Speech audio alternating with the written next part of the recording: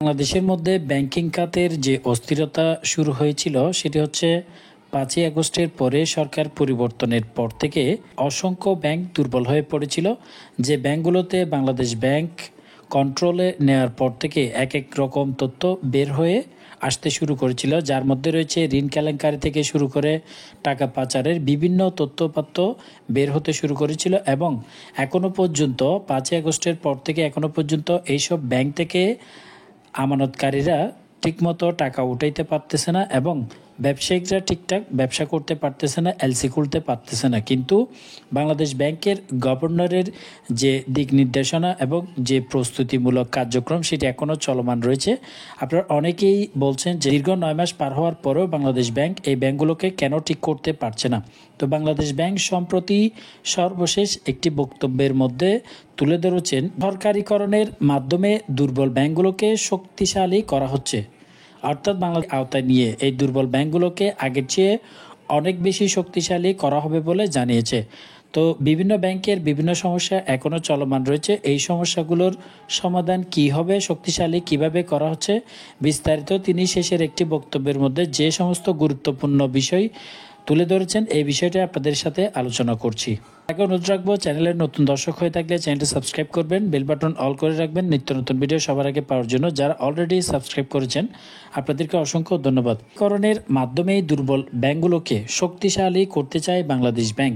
এই ধরনের একটি সম্প্রতি দুবাই সফরকালে বাংলাদেশ ব্যাংকের governor doctor Ahsan S Mansur এই ধরনের একটি বক্তব্য দিয়েছেন। বক্তব্যের মধ্যে তিনি আরও উল্লেখ করেছেন আগের যে মালিকানা রয়েছে সেগুলো থাকবে না, অর্থাৎ আগের মালিকানা বাদ দেওয়া হবে। আগের মালিকদের এখানে কোনো রকমের মালিকানা রাখা হবে না, সম্পূর্ণ সরকারের আওতায় নিয়ে আসা হবে। আমরা সেটাকে হস্তক্ষেপ করে সরকার থেকে প্রয়োজনে টাকা দিয়ে রিক্যাপিটালাইজ করে আমরা সে ব্যাংকগুলোকে আবার পুনর্গঠন করব। অর্থাৎ যদি প্রয়োজনে টাকার প্রয়োজন হয়, টাকা ছাপানোর দরকার হয় কিংবা যেটি করা লাগে তারা সেটি করবেন, কিন্তু ব্যাংকটাকে সরকারি আওতায় নিয়ে তারা আবারও পুনর্গঠন করবে বলে জানিয়েছেন তিনি। এছাড়াও বলেছেন আমাদের কমিটমেন্ট হচ্ছে গাড়ির কোনো টাকা হারাবেন না।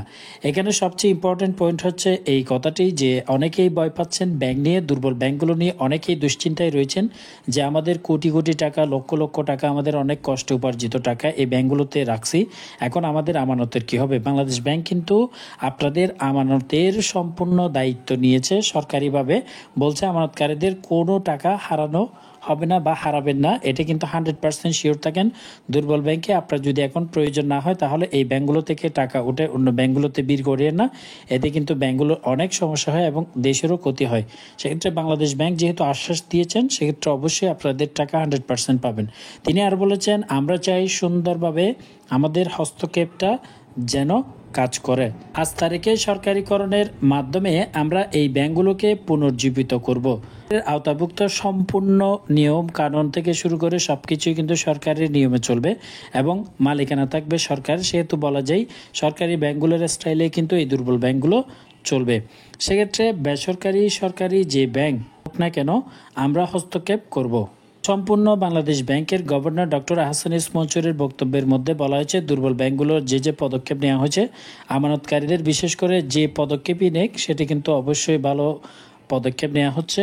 আমানতকারী আপনাদের যাদের টাকা এই দুর্বল ব্যাংকগুলোতে রয়েছে তারা আপনারা নিশ্চিন্তে থাকেন, আপনাদের টাকা প্রয়োজন মতো ঠিকঠাক পেয়ে যাবেন, অযথা আপনারা অপ্রয়োজনে টাকা উঠাবেন না।